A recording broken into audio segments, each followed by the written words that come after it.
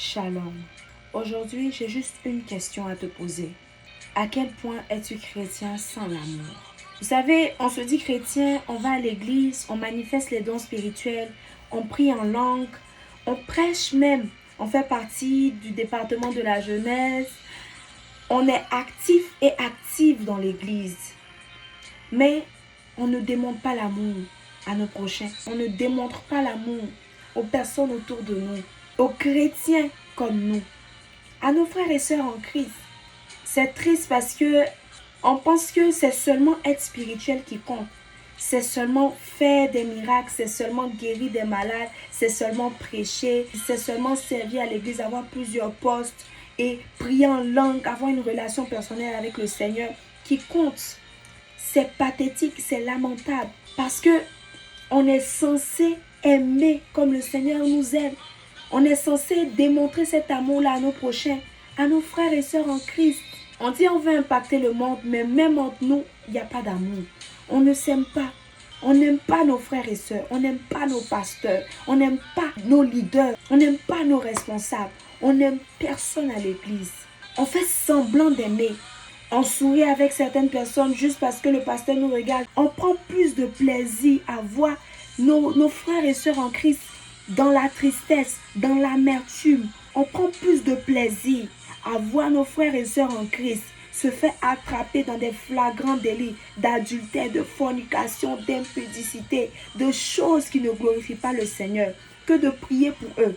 On prend plus de plaisir à éviter les gens, des gens, nos frères et sœurs à l'église qui ont des problèmes, qui ont des difficultés.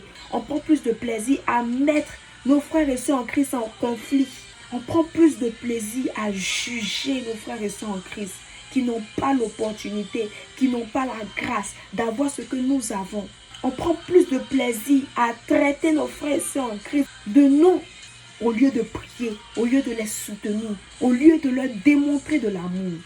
On se ment à nous-mêmes, on ment au Seigneur.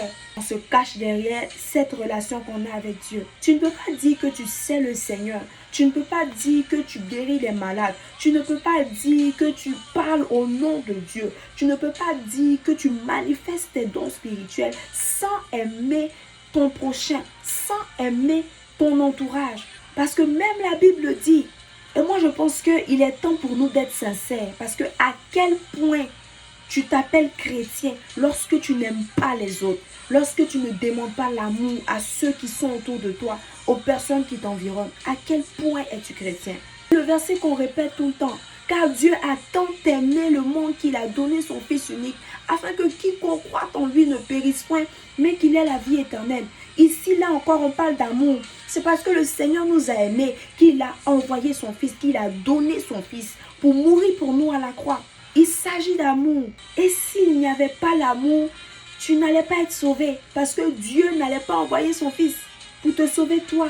On ne s'aime tellement pas assez qu'on ne peut pas aimer les païens. On ne peut pas aimer les personnes qui sont dehors. Les personnes qui n'ont pas encore donné leur vie à Christ. Jeune chrétien, jeune chrétienne, je suis venue t'exhorter aujourd'hui. Laissons les embrouilles à côté. Laissons les disputes à côté. Laissons les mésententes à côté. Il y a beaucoup de choses auxquelles le Seigneur nous appelle, mais nous sommes en train de nous perdre. Tu ne peux pas servir le Seigneur de tout ton cœur véritablement, avoir une relation sincère et réelle avec le Seigneur et prétendre aimer les gens. Alors je viens aujourd'hui t'exhorter par les compassions du Seigneur à aimer ton prochain.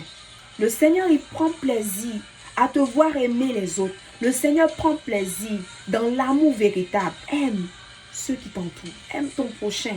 Que Dieu te bénisse.